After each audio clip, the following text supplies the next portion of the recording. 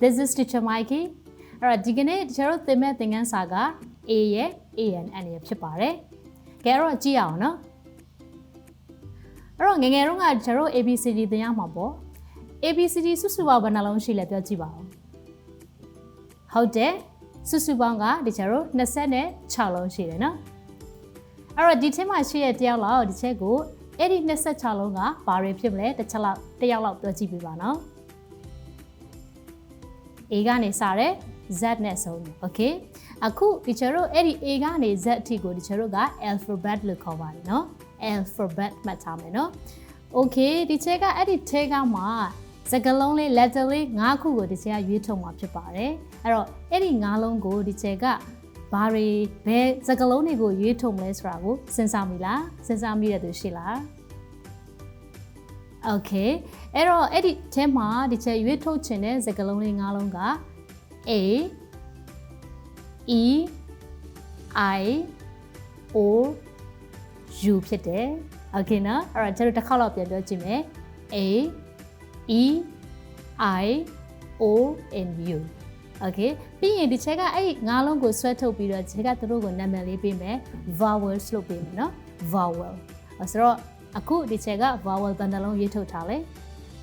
5လုံးဟုတ်တယ်နော်အဲ့တော့ vowel အဲ့ဆိုရင်ခုနက alphabet 26လုံးနဲ့မှာဒီချက်က5လုံးရေးထုတ်လိုက်တယ်ဆိုဒီဘက်မှာကြံခဲ့တဲ့ဟာဘယ်နှခုကြံခဲ့မလဲ correct 21ကြံခဲ့ပြီเนาะအဲ့တော့ကြံခဲ့တဲ့ဟာတွေကိုဒီချက်ကနာမည်နောက်တစ်ခုထပ်ပေးမယ် consonant လို့ပေးမယ်เนาะအဲ့တော့ဒီဘက်မှာ vowels ရှိမယ်ဒီဘက်မှာ consonants ရှိမယ် okay အဲ့တော့ကျွန်တော်ဆက်ကြည့်မယ်เนาะအဲ့တော့ကျွန်တော်ဒီနေ့သင်မဲ့သင်ခန်းစာနဲ့ပြန်ချိန်ရအောင် okay ဆိုတော့စကားလုံးလေးတစ်လုံး a word စကားလုံးတစ်လုံးရဲ့အစစလုံး letter ကဒီကျွန်တော်ခုနထုတ်ခဲ့လိုက်တဲ့ vowel ဖြစ်တဲ့ A E I O U နဲ့စမယ်ဆိုရင်ကျွန်တော်က ANN ကိုထည့်မယ် like for example an envelope ဒီမှာကြည့်နော်ပုံကိုတစ်ချက်ကြည့်မယ် an envelope an apple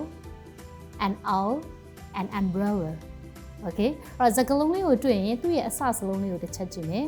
A E I O U တခုခုဆိုလို့ရှိရင်ဒီကျတော့ ANN ချက်အဲ့လိုမှမဟုတ်ဘူး consonants နဲ့စရဲဆိုရင်ဒီမှာကြံခဲ့တဲ့ဟာတွေနဲ့စရဲဆိုရင်တော့ဒီကျတော့က A လေးပဲချက်မယ် okay very easy အဲ့တော့အခုဒီကျတော့ဒီနောက်ဆက်တွဲပါတဲ့သင်ခန်းစာတွေကိုအတူတူလုပ်ကြည့်မယ် okay နော်အဲ့ဒါစကားလုံးလေးတွေအများကြီးပေးထားမယ်အဲ့ဒါကိုဒီကျတော့က